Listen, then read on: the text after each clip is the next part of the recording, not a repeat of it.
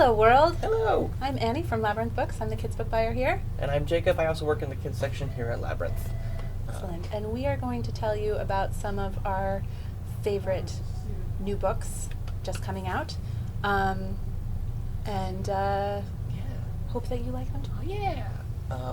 I have been inspired. I think I should talk about this one first. This one came out first. It did come out. That came out in the fall, but it's so very beautiful. It's so pretty.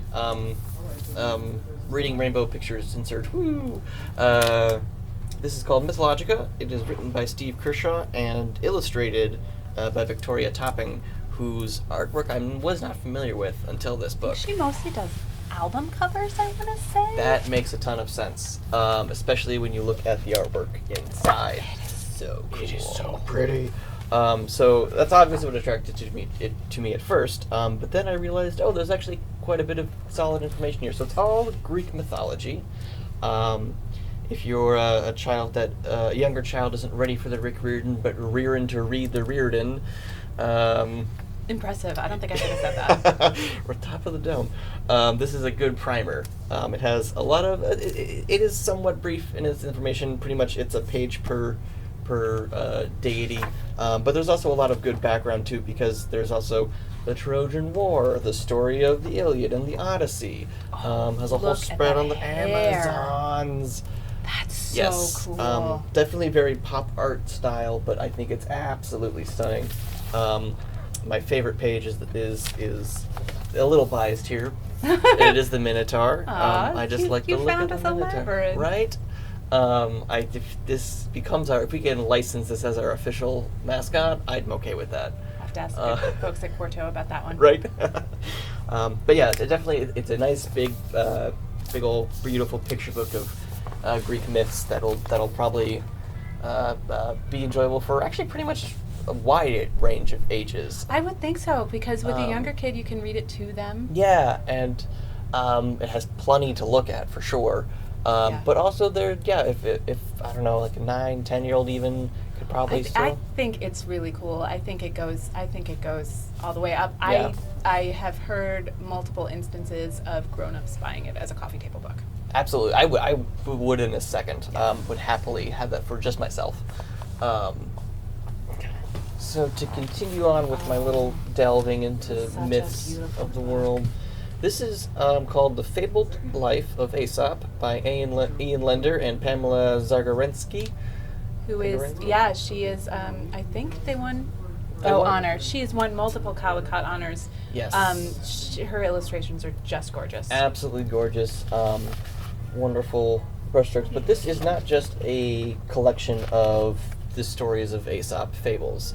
It is a story of Aesop, the person, or as best we can recollect or figure out, who was a slave, and used stories to express ideas, concerns. It gets into the idea of slaves using early myths to communicate secret messages, unbeknownst to their masters, which is really interesting. So it gives you not only the stories are in here. If you're looking for the stories, they're all the fables are in here. But it also gives you the background of where they came from and how they came, and of course accompanied by just stunning spreads.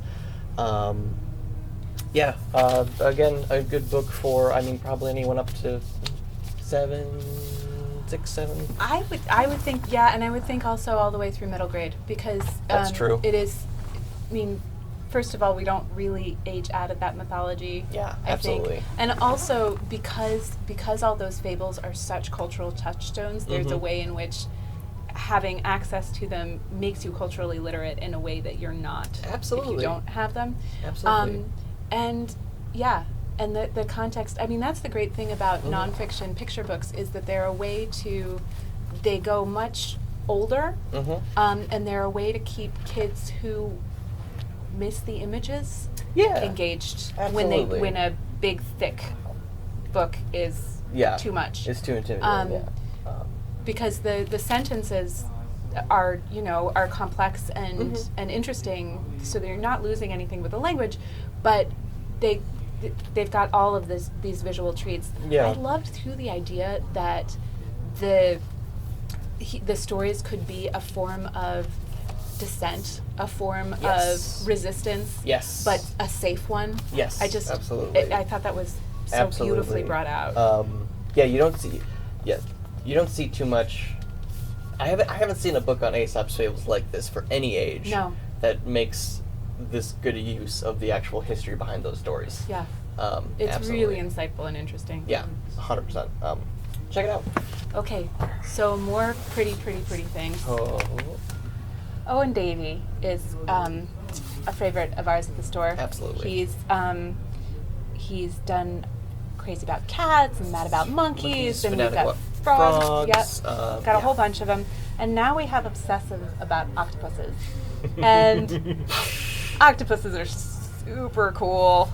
I love the cephalopods. The art in this is just gorgeous, and it's another book that there will be more pictures, but look at the little That's octopus. so cute. Look, Well, see there? that's just on the end papers. This is just the end papers.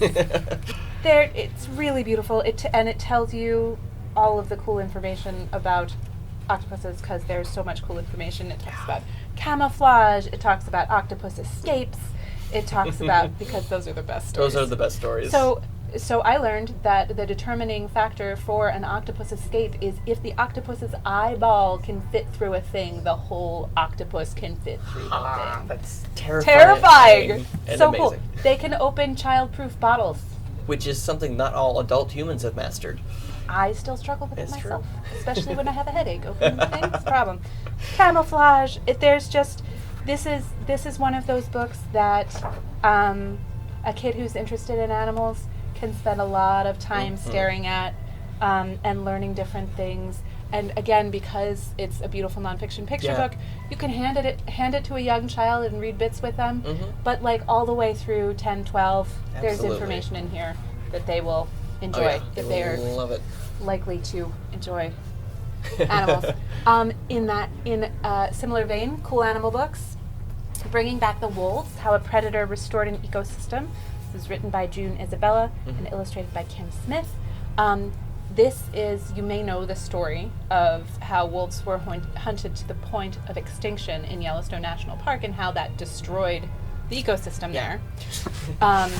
And so this talks about that whole process, what it means to have a keystone species, to what a keystone species is, and what it means when that keystone species goes away.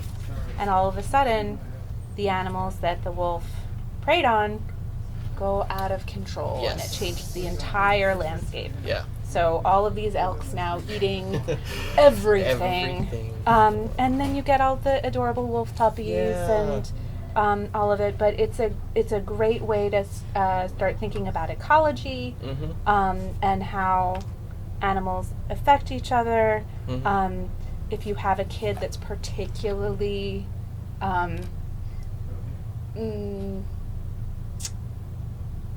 has a hard time coping with the idea that animals eat each other, this can actually be a really great way to sort of reconcile them to that because it's sort of vital for the ecosystem that the animals eat each other. Yeah, it turns out it's actually really, it's really important. So it's beautifully done. It's full of great information. Look at the beavers. Look at the ducks. Yeah, that's true. Yeah, it's not all about the wolves, but it is centered around that. Yeah, absolutely. So so it brings you into the whole ecosystem, and it is, and there's also a page about ravens and wolves. So we're gonna try to get ravens in all of these every episodes. Single one. So we'll do what we can. All right. So I think that's what I want to say about that. Yeah. Another very beautiful book. Absolutely. And enjoy. Yeah. Thank you for being with us. See you soon. Yeah.